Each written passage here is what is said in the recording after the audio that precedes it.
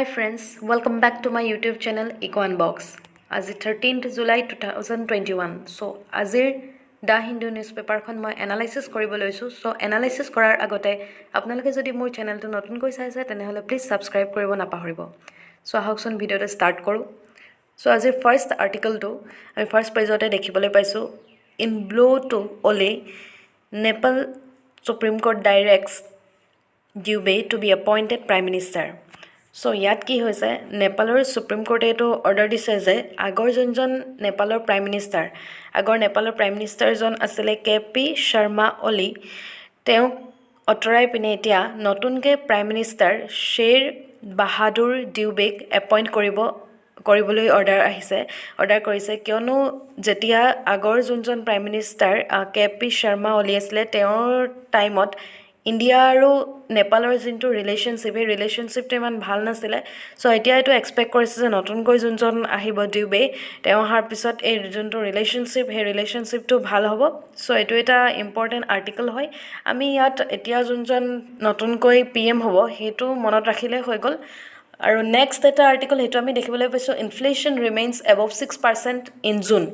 so inflation মানে কি হয় আমি প্ৰথম হেতু জানিব লাগিব ইনফ্লেশ্যন মানে হৈছে যেতিয়া প্ৰাইচটো ইনক্ৰিজ হয় প্ৰাইচ কেতিয়া ইনক্ৰিজ হয় যেতিয়া ডিমান্ডটো বৃদ্ধি পায় আৰু ডিমান্ড কেতিয়া বৃদ্ধি পায় যেতিয়া মানুহৰ হাতত ইনকাম লেভেলটো বাঢ়ি যায় ইনকাম লেভেলটো বৃদ্ধি পোৱাৰ লগে লগে মানুহে ডিমান্ড বেছিকৈ কৰিবলৈ লয় আৰু তেতিয়াই বস্তুবিলাকৰ দামটো বৃদ্ধি কৰি দিয়া হয় সো ইনফ্লেশ্যনৰ এটা টাৰ্গেট সেট কৰা হয় এটো টাৰ্গেট সেটটো 4% বা 6% ৰখা হৈছিল কিন্তু এটো কি হৈ গল এতিয়া জুনত এটো দেখিবলৈ পাইছো যে এবভ 6% হৈ গৈছে আমি এতিয়া দেখি আছো এতিয়া সিচুৱেচনত কি হৈ আছে যে পেট্ৰলৰ দাম বৃদ্ধি পাইছে বহুত খাদ্য সামগ্ৰীৰ দাম বৃদ্ধি পাইছে ইয়াত সেইকাৰণে আমি দেখিছো যে ফুয়েল ইনফ্লেশ্যন হৈছে লাইট ইনফ্লেশ্যন হৈছে ফুড ইনফ্লেশ্যন হৈছে সো ইয়াত মনত ৰাখিবলগীয়া কথাটো এটোৱে যে ইয়াত ইনফ্লেশ্যনৰ এটা সৰু আৰ্টিকলটা প্ৰভাইড কৰিছে সো দিছে এটো যে ইনফ্লেশ্যনৰ যেটো টাৰ্গেট হে টাৰ্গেটটোতকৈ ইনফ্লেশ্যনটো এতিয়া বৃদ্ধি পাই আছে এটো আসলতে কোভিড-19ৰ কাৰণেই হৈছে বুলি ক'ব লাগিব due to covid so next এটা আৰ্টিকল হৈ গল এটো হৈ গল panel studying trial data of new covid vaccine so এতিয়া কি কৰিছে আৰু এটা ষ্টাডি কৰি লৈছে যে কোভিড-19ৰ নতুন এটা ভ্যাকচিন ট্ৰাই কৰিছে সো এটো ট্ৰায়ালটো ফেজ 1 ফেজ 2 আৰু ফেজ 3 এনেকৈ ট্ৰায়াল কৰি চালে টোটাল 28000 ভলান্টিয়াৰক এটো ট্ৰায়াল কৰি চালে এটো 3টা ডোজত দিব বুলি কৈছে সো এতিয়া আকৌ নতুনকৈ ভাৰতলৈ কোভিড-19ৰ আৰু এটা আহি যাব ভ্যাকচিন সো আৰু এটা নিউজ হৈ গল হেতু হৈ গল thousands of Cubans rally against government কিউবাৰ যেখিনি সেই মানুহখিনি কি কৰিছে গভৰ্ণমেণ্টৰ এগেইনষ্টত ৰেলি উলিয়াইছে গভৰ্ণমেণ্টৰ এগেইনষ্টত ইহঁতে প্ৰটেষ্ট কৰিছে কিয় প্ৰটেষ্ট কৰিছে ডিউ টু কোভিড-19ৰ কাৰণে কি হৈ গৈছে সেই কিউবাত কি হৈছে বহুত মানে ক্ৰাইসিস হ'ব লৈছে ফুড শৰ্টেজ হৈছে বেসিক যেখিনি ফুড শৰ্টেজ সেইখিনিয়ে মানুহে পোৱা নাই আৰু ফাইনান্সিয়াল ক্ৰাইসিস হৈছে ইয়াত আমি মনত ৰাখিবলগীয়া এটা কথা হ'ল যে কিউবাৰ যিখন ক্যাপিটেল সেই ক্যাপিটেলখন হৈ গল হাভানা হেতু আমি জিকে কোৱেশ্চন হিচাপে মনত ৰাখিব লাগিব সো নেক্সট আহি গল নেক্সট আৰ্টিকলটো হৈ গল এটো হৈ গল কেৰালা ক্যাপিটেল ৰিপৰ্টছ ওয়ান মোৰ জিকা কেছ সো যোৱাকালিৰ নিউজ পেপাৰখনত মই জিকা ভাইৰাছৰ বিষয়ে অলপ ডিসকাস কৰিছিলো সো জিকা ভাইৰাছটো মেইনলি মহৰ কাৰণে হয় বুলি কৈছিলো আৰু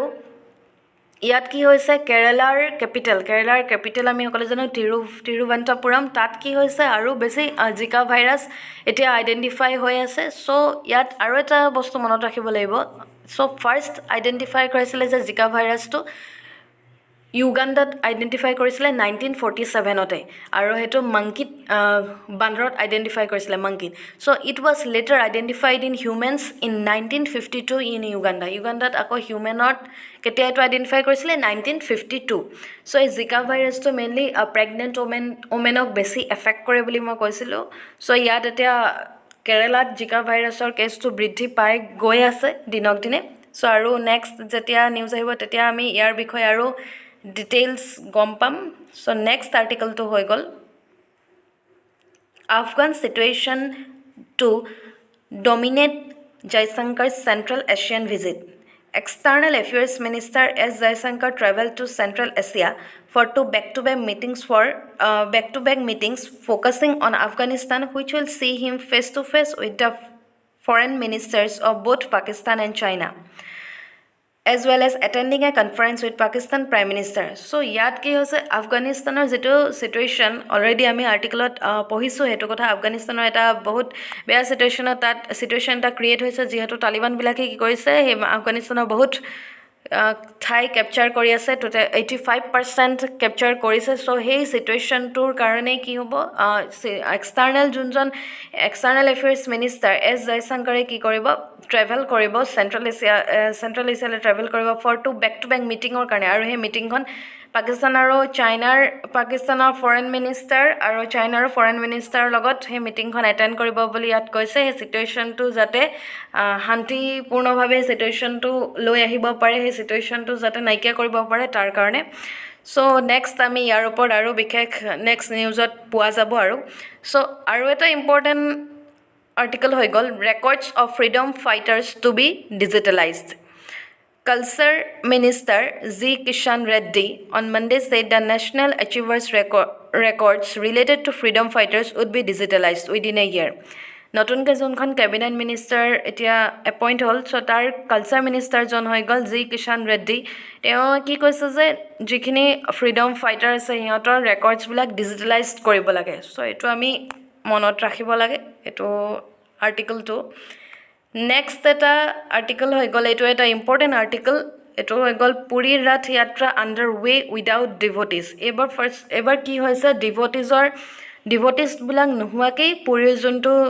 ৰথ যাত্ৰা সেইটো প্ৰতি বছৰে হয় এইটো ৰথ যাত্ৰা চ' কৰোণা ভাইৰাছৰ কাৰণে এইটো কি হৈ গৈছে এতিয়া ডিভটিজ নোহোৱাকেই পুৰীৰ যোনটো ৰথ যাত্ৰা সেই ৰথ যাত্ৰাটো হৈছে চ' এইটো এটা আৰ্টিকল আমি মনত ৰাখিব লাগে চ' নেক্সট আৰু এটা আৰ্টিকল দেখিবলৈ পাইছোঁ এইটো হৈ গ'ল Russia Mexico warn against outside interference in Cuba so' কিউবাৰ কথা কৈছোঁ অলৰেডি কিউবাৰ মানুহখিনিয়ে কি কৰিছে গভৰ্ণমেণ্টৰ এগেইনষ্টত ৰেলী উলিয়াইছে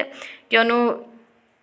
বহুত তাত ক্ৰাইচিছ ফাইনেন্সিয়েল ক্ৰাইচিছ এইবোৰ হ'ব ধৰিছে ইকনমিক ক্ৰাইচিছ হ'ব ধৰিছে চ' তাৰ কাৰণে চ' ইয়াত কি কৈছে যে কিউবাই বেলেগ যিবিলাক কাণ্ট্ৰি ৰাছিয়া মেক্সিকো সেইবিলাকক ৱাৰ্ণ কৰি দিছে যে সিহঁতৰ তাত ইণ্টাৰফেয়াৰ নকৰিবৰ কাৰণে চ' এইটো আমি মনত ৰাখিব লাগে চ' আজি এইখিনিয়ে আছিলে নিউজ ইম্পৰ্টেণ্টখিনি মই লৈ আহিলোঁ চ' আপোনালোকে এনেদৰে মোৰ ভিডিঅ'বোৰ চাই থাকিব আৰু ভাল লাগিলে প্লিজ লাইক কমেণ্ট আৰু ছাবস্ক্ৰাইব কৰি দিব চ' থেংক ইউ ফৰ ৱাটছিং মাই ভিডিঅ'